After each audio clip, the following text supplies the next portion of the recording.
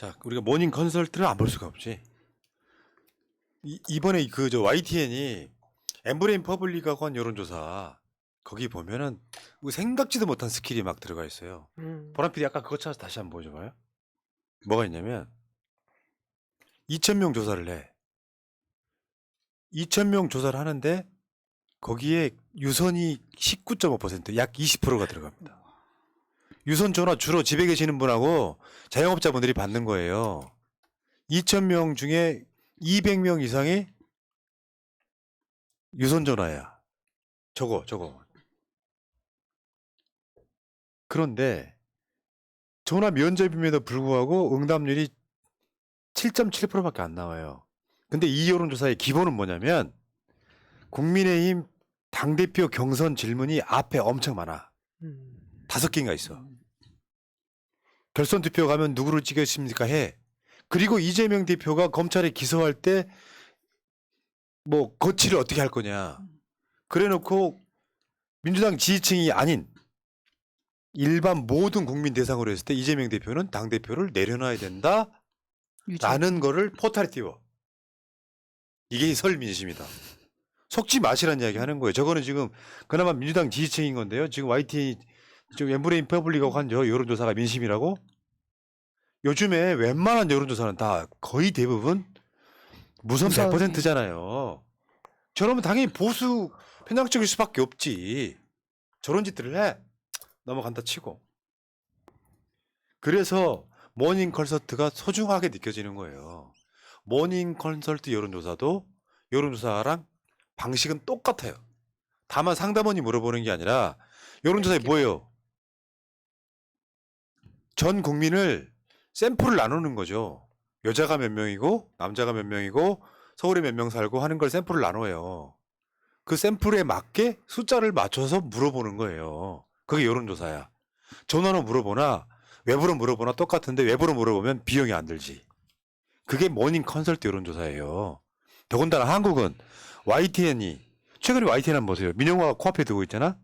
그럼 YTN 자체가 윤석열한테 아부할 수밖에 없어요. 국민의힘 지지층한테 막 물어봐. 그러한 민주당 사람들은 아이 짜증나고 끊어. 주로 남아있는 사람들이 국민의힘 지지층들이 이재명 기소되면 당연히 당대표 그만 내려놔야지. 이렇게 갈 수밖에 없는 거라고요. 그래서 모닝 컨설트 새해 첫 여론조사 한번 보겠습니다. 세계 최하위권의 25%. 야, 공부도 저렇게 하면 낙제야 그냥. 진급을 못한다고. 윤석열 최하위권 지지율이고요. 그러니까 지지하지 않는다. 67%. 심지어 두 차이는 42포인트. 이게 뭐 외국에서 한 여론조사니까 아니 한국 사람 대상으로 한 거예요. 근데 우리는 왜 체감적으로 더 이게 맞게 느껴지지? 진짜. 왜냐하면 주위에서 난 지금도요 대선 끝나고 난 뒤에 윤석열 잘한다는 소리 한 번도 들어본 적이 없어. 그렇죠. 저도 그 설 전에 지역민들 좀 만나기 위해서 시장에 인사도 가고 많이 했는데, 야, 연세 많으신 분들도 다 알고 계시던데요. 세세한 내용들을. 뭐 그 윤석열 부인 주가 조작 의혹, 그 장모의 양평 땅 부동산 의혹 문제들. 왜 못 끌어내리고 있냐, 민주당. 그런 얘기 진짜 엄청 들었습니다. 그래서 그것도 그 지금 왜 우리가 일반적인 국내 여론조사에 60대 70대 이상은 거의 뭐 윤석열 대통령 지지자들로 나오잖아요. 근데 실제 그 시장에서 만날 우리 동네 어르신들 민심 그렇지 않더라고요. 너무 잘 알고 있어요. 지금 현재 문제가 윤석열의 무능, 그리고 비리, 뭐 이런 내용들. 그리고 제가 뭐 매번 말씀드리지만 뭐 이념도 좋고 정의도 좋고 뭐 보수 진보 다 좋은데 결국 사람은 국민은 내 주머니 지키는 거고 내 주머니가 두둑해지는 걸 원하는 거거든요. 가난이 문을 열고 들어오면 행복이 창문 밖으로 도망가는데 지금 계속 이번에 그 검찰에서 국민의힘이 얼마나 설날 밥상에다가 이재명 대표를 올려놓고 싶어서 애를 썼습니까? 근데 결국 올라간 게 가스비잖아요. 근데 앞으로 공공요금 더 올라가고 하게 되면 식료품 올라가고 다시 말씀드리지만 지금 미국은 인플레이션이 잡히지만 대한민국은 인플레이션이 못 잡힌단 말이에요. 김진태 사태 때문에 돈 풀고 해가지고. 그럼 앞으로 아까 푸나님께서 5월 달이라고 말씀하셨는데 이제 점점 갈수록 국민들은 내 주머니가 비어지네? 내가 가난해지네라고 하게 되면 결국 정부, 대통령을 탓할 수밖에 없고 특히 무능한 대통령이다 보니까 그 화살을 맞을 수밖에 없습니다. 그러니까요. 지지율 추이 한번 보여주세요. 저 그래프 말고 지지율 추이. 그게 뭐냐면 모양이 어떻게 되냐면 요거 말고요. 이게 뭐냐면은 윤석열 집권하고 지금까지야 빨래 치기처럼 연탄 치기처럼 보이죠. 쪽벌로 보여요. 그러니까 이게 내가 항상 하는 이야기지만 윤석열이 취임하고 나서 일부 뭐 기대치 때문에 50% 넘었던 적이 있거든요. 점점 벌어지다가 최근에 저거 한번 다시 저게 부정평가예요. 위에 저 자주색 그리고 밑에 파란색이 부정평가인데 지금 저렇게 가고 있는 건데 멀리서 전체 그래프로 보면 그냥 평행선 가고 있는 거예요. 근데 뭐 지지율 2% 올랐다고 지지율 상승 이런 얘기 하고 있는 꽁충 막 건데 이런 얘기하죠. 쉽게 표현하면 이거 하시는 분들이 윤석열 사람 취급 안 하고 있는 거예요. 좀 더 정확히 말해볼까요? 60대 이상 빼고 나면은 거의 모든 연령층이 윤석열 못 하겠다고 합니다. 솔직히 뭐 나이 드신 분들은 뭐 제 비하하려고 하는 게 아니라 정보가 부족하신 분들이 윤석열 잘했으면 좋겠다 정도로 버티고 있는 거지. 실제로 50대 이하에서는 윤석열 버려지고 있잖아요. 그리고 지금 윤석열 정부가 계속 주장하는 게 이거잖아요. 전 정부에서 못해서 그렇다라고 하는데 이제 1년 정도 가면은 전 정부와 비교할 수가 없습니다. 1년 동안에 윤석열 정부가 해놓은 게 있기 때문에 전 정부와 비교할 수가 없죠. 네. 지금 1등이 누구게? 그건 알고 가세요. 인도의 모디 총리 지지율 76%. 윤석열 25%. 무슨 차이가 있을까요? 윤석열은 인간 자체가 싫다 이거죠. 그 비호감성 앞으로 지금 1월 달이고 한 4개월만 있으면은 국민 분노로 드러난다고 봐요. 그렇죠. 우리 같은 일부 시민들이 문제가 아니라 국민 분노로 드러나. 1년 시켜봤더니 안 되겠다 싶은. 저는 거기 조심해야 된다고 보고 지금 한국 내 여론조사는 실제 체감하는 민심하는 큰 차이를 보이고 있다는 게 문제죠. 내가 무슨 일 하는지 모르는 사람들한테 물어보는 결과예요. 윤석열 잘한다고 한 사람을 아직까지 한 번도 못 만났어. 내 주변에서.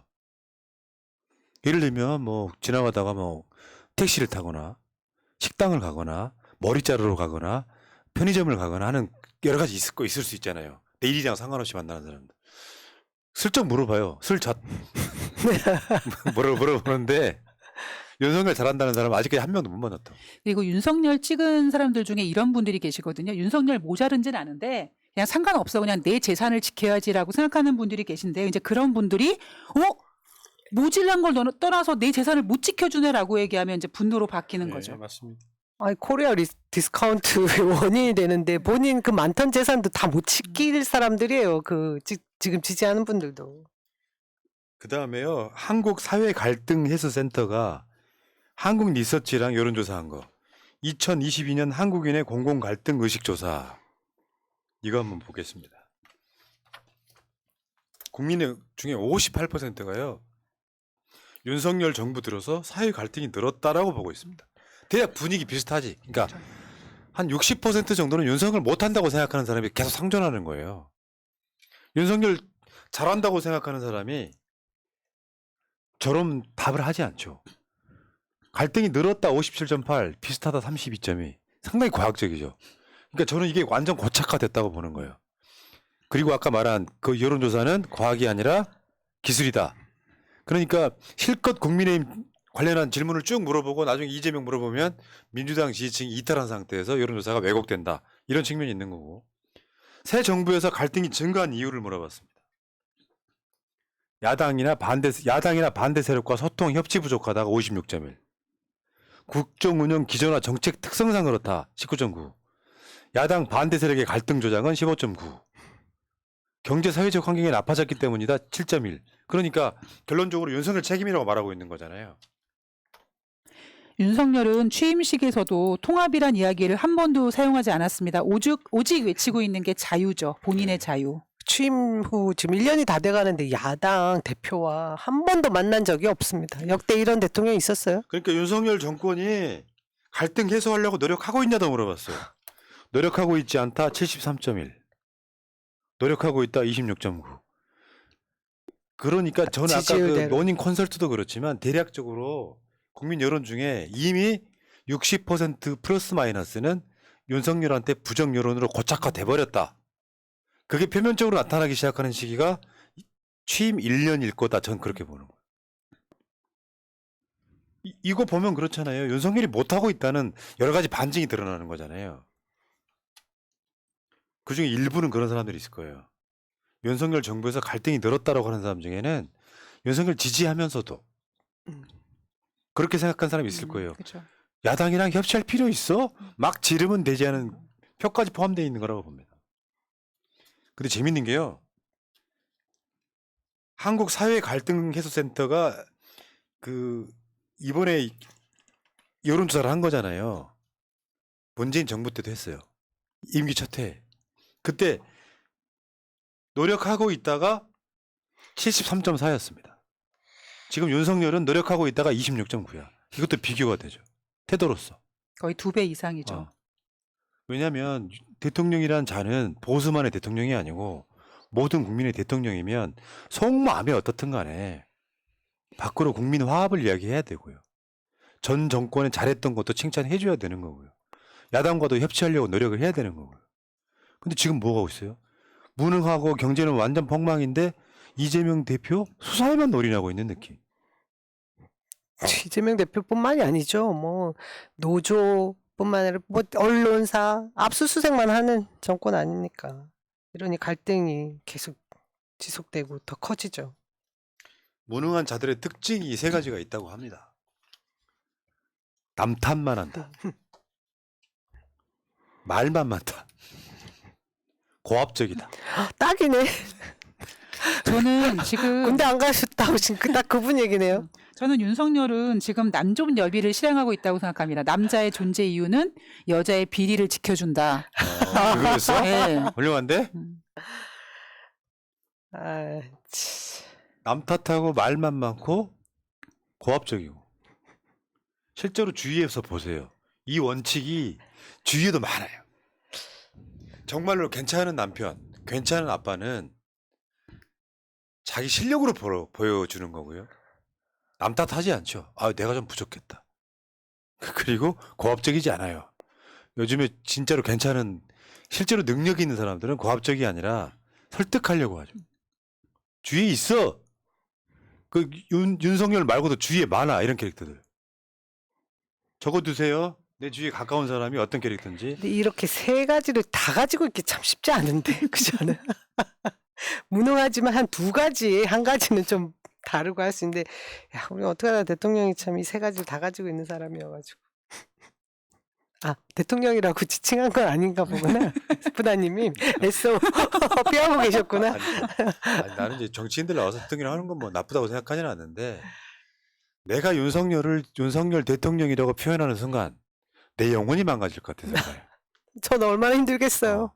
내가 지지했던 사람들에 대한 그 태도를 보고 저자는 대통령으로 인정 못하겠다는 게 내 생각이에요. 아니 그리고 이런 측면도 있어요. 옛날에 왜 이재명 대표한테 이재명 대표란 말을 왜 안 하냐는 댓글이 한 번 있었잖아요. 고유명사. 좀 더 솔직히 말하면 과하게 윤석열 대통령, 이재명 대표 뭐 이렇게 부르는 것보다 일반 명사화 시켜서 윤석열은 이재명은 해도 나쁘지 않다고 생각을 하고요. 제 생각 원래 그렇고요. 거기다가 내가 지지하는 이재명한테도 이재명이라고 그러는데 윤석열이라고 하는 게 뭐가 나빠? 난 그 논리도 된다고 생각을 해요. 이런 측면이 있고 저는 요즘에 의도적으로라도 이재명 대표라고 하려고 노력을 하고 있습니다. 자 어쨌건 무능한 자들의 특징을 한번 생각해 보십시오. 이재명 대표가 남 탓합니까? 말만 많습니까? 고압적입니까? 유능하기 때문에 이게 가능한 거다. 이렇게 보겠습니다.